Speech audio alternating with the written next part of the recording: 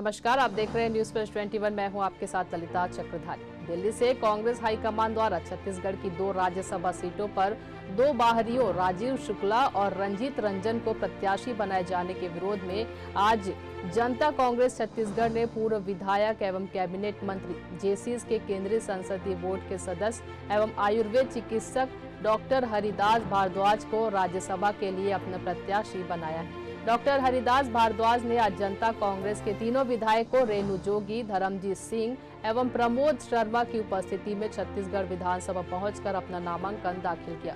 राज्यसभा नामांकन के लिए विधानसभा में दल के विधायक संख्या का 10% प्रस्तावक होना अनिवार्य है।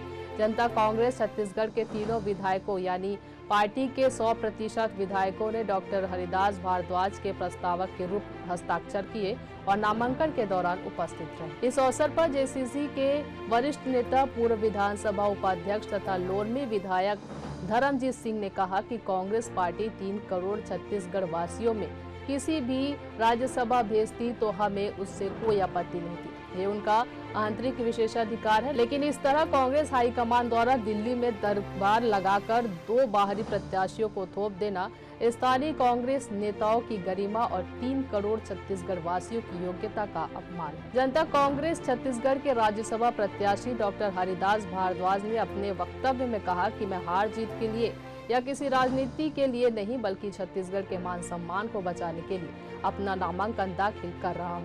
हमारी लड़ाई उस दिल्ली दरबारी सोच के विरुद्ध है जो सोचते हैं कि छत्तीसगढ़ और भोले भाले छत्तीसगढ़ वासियों के साथ कितना भी अन्याय कर लो वो मुंह नहीं खोलेंगे और सिर झुका के चुपचाप हर बात मानेंगे। ऐसी ही जानकारी से लगातार अपडेट रहने के लिए देखते रहिए न्यूज प्लस 21, आपके हक की बात।